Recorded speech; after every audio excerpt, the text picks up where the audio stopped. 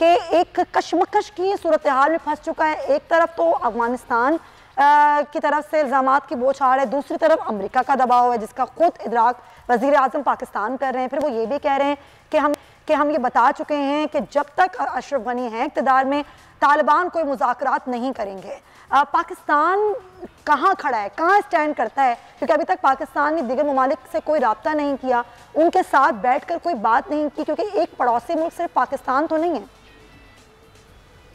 बिस्मिल्लाहिर्रहमानिर्रहीम। सुमैया, ये बड़ा ही एक अहम इशू है, क्योंकि अफ़गानिस्तान को अगर आप देखें तो ये सिर्फ अफ़गानिस्तान का मामला नहीं है।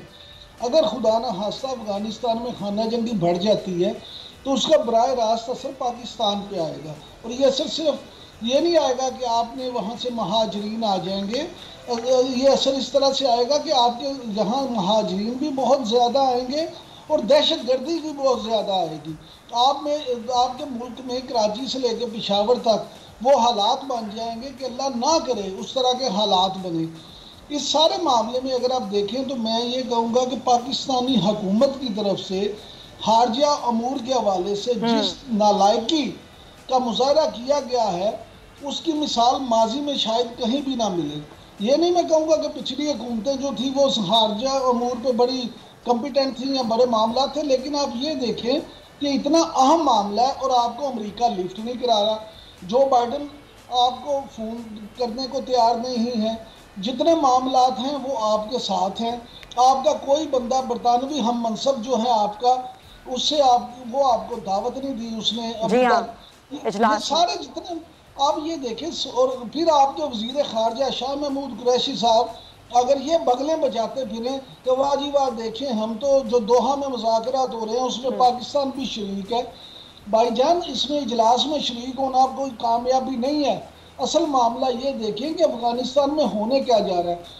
तालिबान ने 9 सूबों जो उनके सूबे हैं सूबाई दारुल हुकूमत वहाँ पे कब्जा कर लिया है। अमेरिका आपको ये बावर करवा रहा है और पूरी दुनिया में ये साबित करने में लगा हुआ है कि पाकिस्तान जो है वो तालिबान का हमायती है, पाकिस्तान की तरफ से तालिबान को सपोर्ट है। अमेरिका आपको मुल्जिम से मुजरिम साबित करना चाहता है।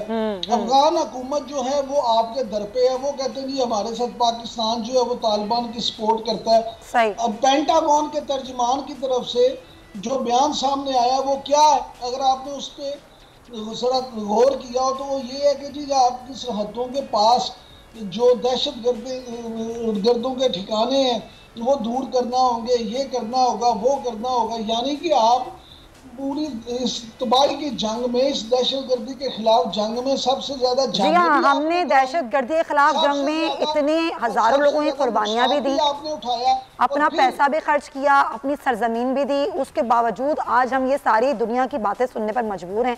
इसमें यकीन हमारी ही कोताहियां हैं कि हम दोबारा से कोई गलती करने जा रहे हैं। Point taken. आसिफ दुरानी साहब, आज अगर ये कहा जा रहा है कि जी तालिबान जब बात करेंगे, जब मुज़ाकरात करेंगे, जब अशरफ गनी इक़्तिदार में नहीं हो, लेकिन आज जो सूरत हाल है वो ये है कि अगर अमेरिकन इंटेलिजेंस की रिपोर्ट ये कहती है कि जी नवंबर तक तालिबान का कब्जा होगा दारुल हुकूमत में, क्या आपको लगता है कि उसके बाद भी, सिचुएशन तब्दील होने के बाद भी तालिबान कोई मुज़ाकरात करना चाहेंगे? क्या वो इस सिचुएशन में है कि उनको मुज़ाकरात की टेबल पर लाया जा सके?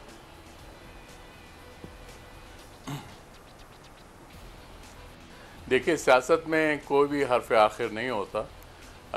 पहले 10 साल जो 9/11 के बाद थे, अमरीकी तो तालिबान का लफ्ज़ सुनने को तैयार नहीं थे, और फिर उसके बाद से इनको रिकन्सिलिएशन में अगले 10 साल लग गए, और पिछले 2 सालों से वो तालिबान के साथ मुज़ाकरात कर रहे थे। तो इसमें हमें जो है ज़रा रियलिस्टिक होना पड़ेगा कि तालिबान बहरहाल एक स्टेक होल्डर है, हमें पसंद हो या ना हो। ये है, ये अफ़गान, ये जो इस वक्त अफ़गान हुकूमत है, ये बेसिकली मुजाहिदीन हुकूमत है। ये पिछले मुजाहिदीन थे जिनको अमरीकी उनको जो है बहुत करीब और अजीज़ समझते थे, और जो सोवियट्स थे वो उन्हें टेररिस्ट समझते थे। तो इसलिए हमें सियासत के कॉन्टेक्स्ट में हर्फ आखिर नहीं कहना चाहिए। हम हतमी तौर पे कोई बात नहीं करते। तो लिहाजा अगर तालिबान जो है वो इक़्तिदार पे फ़ौजी तरीके से कब्ज़ा कर लेते हैं, जो कि अफ़गानिस्तान के कल्चर का ख़ासा है। Let me emphasise it again. और जो अफ़गानिस्तान की हिस्ट्री आप देख लीजिए, उसके अंदर जो पीसफुल पीरियड है वो सिर्फ ज़ाहिर शाह का 40 साल है। ना उससे पहले अफ़गानिस्तान में अमन था, ना उसके बाद है, वो तो हम भुगत रहे हैं। और दूसरा ये है कि प्रेसिडेंट करज़ई अक्सर पाकिस्तान और अफ़गानिस्तान के कॉन्टेक्स्ट में कहते थे कि कंजॉइंट ट्विन्स हैं, ये है, they are joint at birth. तो अब ये जो कंजॉइंट ट्विन्स होते हैं वो उनके साथ मसला ये होता है कि वो एक दूसरे को घसीटते हुए जाते हैं, दोनों मसले में होते हैं, और उनको आप सेपरेट भी नहीं कर सकते हैं, क्योंकि अगर आप सेपरेट करेंगे तो जान का ख़तरा होता है। तो इसलिए ये समझने की ज़रूरत है कि और अफ़गानिस्तान और पाकिस्तान की जो सिम्बायोटिक रिलेशनशिप है उसमें ये इल्ज़ाम तराशी आती रहेगी। पहले इन मुजाहिदीन जो है वो समझते थे कि हाँ वो हमारी, यानी बाकी दुनिया कहती है कि हाँ वो हमारी पॉकेट में है। आप ये कहते हैं कि तालिबान हमारी पॉकेट में है।